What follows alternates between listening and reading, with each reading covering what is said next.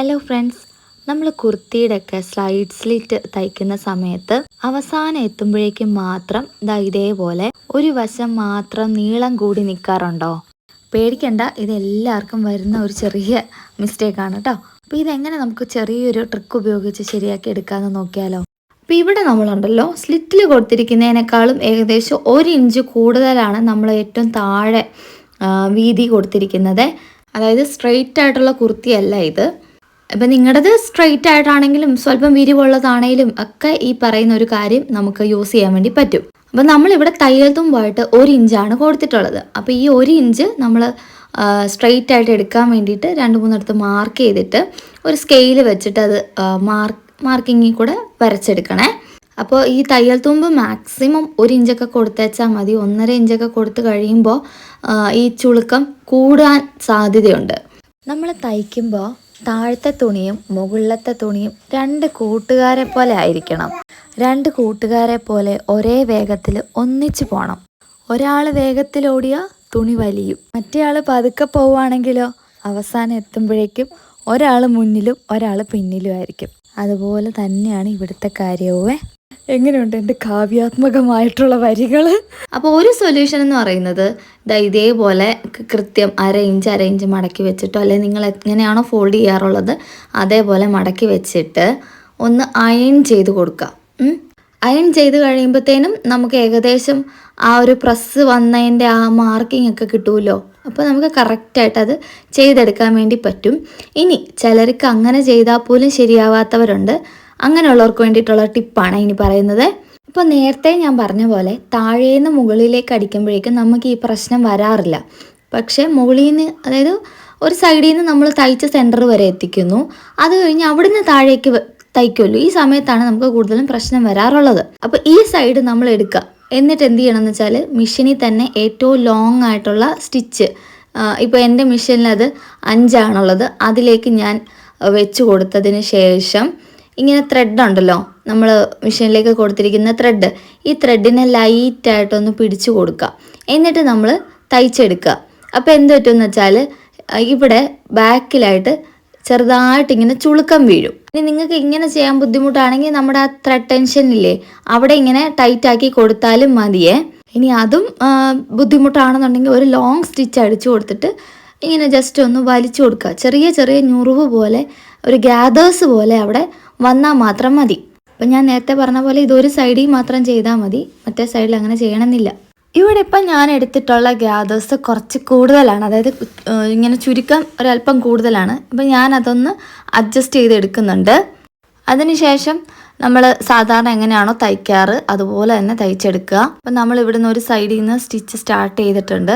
ഇപ്പം കണ്ടോ, ഇങ്ങനെ നമ്മൾ പിടിക്കുന്ന സമയത്ത് ഇങ്ങോട്ടേക്ക് നമ്മുടെ സൈഡിലേക്ക് നമ്മൾ ക്ലോത്തിനെ ഇങ്ങനെ വലിക്കുന്നില്ലേ, അതാണ് നമ്മുടെ ഇപ്പുറത്തേക്ക് ലൂസായിട്ട് വന്നിട്ട് താഴെ എത്തുന്നത്. അപ്പോൾ കണ്ടമാനം വലിക്കാതെ ലൈറ്റായിട്ടൊക്കെ ഒന്ന് പ്രസ് ചെയ്ത് ഒക്കെ എടുക്കുവാണെങ്കിൽ ഇത്രയും വലിയ പ്രശ്നങ്ങൾ വരാറില്ല. പക്ഷെ ഒത്തിരി വലിക്കുമ്പോഴാണ് ഈ ഞാൻ പറഞ്ഞ പോലെ 1 ഇഞ്ച് ഒക്കെ ഇങ്ങനെ എക്സ്ട്രാ വന്ന് നിൽക്കാറുള്ളത്. അപ്പം നമ്മുടെ ചാനലിൽ നിങ്ങൾ നോക്കുവാണെങ്കിൽ സ്ലിറ്റിന് വേണ്ടി തന്നെ ഒരു പ്ലേലിസ്റ്റ് ഞാൻ റെഡിയാക്കിയിട്ടുണ്ട്. ഇൻ കേസ് നിങ്ങൾക്ക് സ്ലിറ്റിൻ്റെ കാര്യത്തിൽ എന്തെങ്കിലുമൊക്കെ കൺഫ്യൂഷൻസ് ഉണ്ട് എന്നുണ്ടെങ്കിൽ ആ പ്ലേലിസ്റ്റ് ഒന്ന് ചെക്ക് ചെയ്യുകയാണെങ്കിൽ നല്ലതായിരിക്കും. അപ്പം നമ്മൾ ആ ജോയിൻറ്റ് വന്നിടത്തേക്ക് വരെ തയ്ച്ചെടുക്കുമ്പോഴത്തേനും കുറച്ചൊന്ന് ആ തുണിയൊക്കെ അടിയിൽ വരാതെ ഇങ്ങനെ നീക്കിയൊക്കെ കൊടുത്ത് സ്വല്പം ശ്രദ്ധ കൊടുത്ത് ചെയ്യേണ്ട ഒരു ഭാഗമാണ്. നമുക്ക് വേണമെന്നുണ്ടെങ്കിൽ ഈ സ്ലിറ്റൊക്കെ കീറിപ്പോവാതിരിക്കാനൊക്കെ ആയിട്ട് ഒരു ചെറിയ പീസൊക്കെ വെച്ച് അഡ്ജസ്റ്റ് ചെയ്ത്, ഇപ്പോൾ ലൈനിങ് ഉള്ളതായത് കാരണം അത്രയും പ്രശ്നമില്ല. ലൈനിങ് ഇല്ലാത്തതിൽ അങ്ങനെ വെച്ച് കഴിഞ്ഞാൽ നിങ്ങൾ കണ്ടിട്ടുണ്ടാവുമല്ലോ, റെഡിമെയ്ഡിൻ്റെ ഒക്കെ സൈഡിൽ ഒരു ചെറിയ പീസ് ഓഫ് ഫാബ്രിക് കൊണ്ട് അടിച്ച് വെച്ചിരിക്കുന്നത്. അങ്ങനെ ചെയ്താൽ നല്ലതായിരിക്കും. അങ്ങനെ നമ്മൾ ഒരു സൈഡ് അത്രയും തയ്ച്ചു വന്നല്ലോ.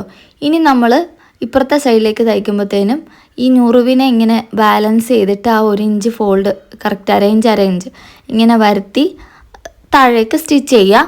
സ്റ്റിച്ച് ചെയ്യുന്ന സമയത്ത് ഈ എന്താ പറയുക, ഈ ഗ്യാദേഴ്സ് ഉണ്ടല്ലോ ഒരുപാടങ്ങ് കൂട്ടി വെക്കണമെന്നില്ല. അതിങ്ങനെ നമ്മൾ മടക്കുമ്പോഴത്തേനും ലെവലാക്കി വരുന്ന പോലെ നമ്മൾ ചെയ്തെടുത്തേച്ചാൽ മതിയേ. കഴിഞ്ഞ ഏതോ ഒരു വീഡിയോയിൽ ഒരു കമൻറ്റ് കണ്ടതാണ്, വോയിസ് നല്ലതാണ് പക്ഷെ ഭയങ്കര രഹസ്യം പറയുന്ന പോലെയാണ് സംസാരിക്കുന്നതെന്ന്. അതെന്താണെന്ന് വെച്ചാൽ ചിലപ്പം കുഞ്ഞുങ്ങളൊക്കെ ഉറങ്ങിക്കഴിഞ്ഞിട്ടൊക്കെ ആയിരിക്കും ഞാൻ ചിലപ്പോൾ വോയിസ് ഓവറൊക്കെ കൊടുക്കാൻ വേണ്ടിയിട്ട് ഇരിക്കുന്നത്. പകൽ സമയത്ത് അല്ലെങ്കിൽ തയ്ക്കുന്ന സമയത്തൊക്കെ നമുക്ക് എപ്പോഴും ഡിസ്റ്റർബൻസ് ആയിരിക്കും. അപ്പോൾ പിള്ളേർ ഉറങ്ങട്ടെ അല്ലെ ഉറങ്ങിക്കഴിഞ്ഞിട്ട് നമ്മൾ സംസാരിക്കുമ്പോൾ അവരെഴുന്നേക്കരുതല്ലോ എന്നോർത്ത് അങ്ങനെ സംസാരിക്കുന്നതാണേ.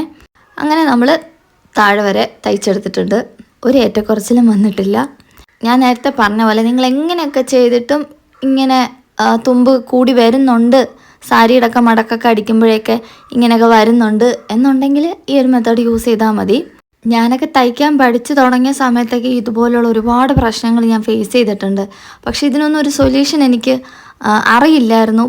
പോകെയാണ് ഇങ്ങനെയൊക്കെ ചെയ്യാൻ പറ്റും, അല്ലെങ്കിൽ ഇങ്ങനെയുള്ള കാര്യങ്ങളൊക്കെ ഇതിൻ്റെ ഉള്ളിലുണ്ട് എന്നുള്ളത് അറിയുന്നത്. അപ്പോൾ ഈ വീഡിയോ നിങ്ങൾക്ക് ഇഷ്ടപ്പെട്ടിട്ടുണ്ടെങ്കിൽ ഒന്ന് ലൈക്ക് ചെയ്ത് സപ്പോർട്ട് ചെയ്യുക. അതുപോലെ തന്നെ നിങ്ങൾക്ക് കമൻസ് ആയിട്ട് അറിയിക്കാനുള്ള അഭിപ്രായങ്ങൾ പറയുക. നമ്മുടെ ടൈലറിങ് റിലേറ്റഡ് ആയിട്ടുള്ള കണ്ടൻറ്റ് കാണാൻ താല്പര്യമുണ്ടെങ്കിൽ നമ്മുടെ ചാനലും കൂടെ ഒന്ന് സബ്സ്ക്രൈബ് ചെയ്തേക്കുക. നിങ്ങൾ സജസ്റ്റ് ചെയ്യുന്ന വീഡിയോസ് എല്ലാം ഞാൻ നോട്ട് ചെയ്യാറുണ്ട്. എൻ്റെ സമയം പോലെ ഞാനത് ചെയ്യുന്നതായിരിക്കും. ബ്ലൗസിൻ്റെ ഒക്കെ വീഡിയോസ് ഒരുപാട് പേര് എന്നോട് ചോദിക്കുന്നുണ്ട്. ഞാൻ ചെയ്യാൻ മടിച്ചിട്ടല്ല, ബ്ലൗസൊക്കെ ആകുമ്പോൾ കുറച്ച് ഡീറ്റെയിൽ ആയിട്ട് പറയേണ്ടതായതുകൊണ്ട് എനിക്ക് കുറച്ച് സമയം വേണം, അതുകൊണ്ടുള്ളൊരു താമസമാണ്. ഇപ്പോൾ ഈ സ്ലിറ്റിൻ്റെ കാര്യമില്ലേ, നമ്മൾ അല്പം ഒന്ന് ശ്രദ്ധിച്ച് സമയമെടുത്തൊക്കെ ചെയ്ത് വരുമ്പോഴേക്കുണ്ടല്ലോ ഈ മെത്തേഡ് ഒന്നും യൂസ് ചെയ്യേണ്ട ആവശ്യം വരത്തില്ല. അല്ലാതെ തന്നെ നമുക്കത് റെഡിയാക്കി എടുക്കാൻ വേണ്ടി പറ്റും. പക്ഷെ ഒരു ബിഗിനറിനെയൊക്കെ സംബന്ധിച്ച് ചിലപ്പോൾ ബുദ്ധിമുട്ടായിട്ടുള്ള ഭാഗമാണ് സ്ലിറ്റ്. അപ്പോൾ ഇപ്പം നിങ്ങൾ ഫേസ് ചെയ്യുന്നത് ഈ ഒരു പ്രശ്നമാണെങ്കിൽ അതിനൊരു സൊല്യൂഷൻ കിട്ടിക്കാണുമെന്ന് ഞാൻ പ്രതീക്ഷിക്കുന്നു. എക്സ്ട്രാ നിൽക്കുന്ന തുണി കട്ട് ചെയ്തെടുത്താൽ പോരെ എന്നൊരു സംശയം വന്നേക്കാം. കട്ട് ചെയ്തെടുത്താലും മതി, പക്ഷേ ആ ഒരു മേക്കോ എന്നുള്ളൊരു സ്ട്രക്ചർ അവിടെ വരും. അതുകൊണ്ടാണ് ഇങ്ങനെ ചെയ്യാൻ പറയുന്നത്. അപ്പോൾ വീഡിയോയിൽ എന്താണ് ഈ പ്രശ്നം എന്ന് കാണിച്ചു തരാൻ വേണ്ടിയിട്ടാണ് കേട്ടോ ഞാനിങ്ങനെ വലിച്ച് വെച്ച് തയ്ച്ച് കാണിക്കുന്നത്. റോളർ ഫൂട്ട് യൂസ് ചെയ്യുന്നതും ഇതിനൊരു പരിഹാരമാണ്. അതേപോലെ തന്നെ നമ്മൾ ഈ തയ്ക്കുന്ന സമയത്ത് പ്രസർ ഫൂട്ടിൻ്റെ ബാക്കിൽ കൂടെ നമ്മൾ കൈ കൊണ്ടൊന്ന് സപ്പോർട്ട് ചെയ്ത് കൊടുക്കുന്നതും ഇതിനൊരു സൊല്യൂഷനാണ്.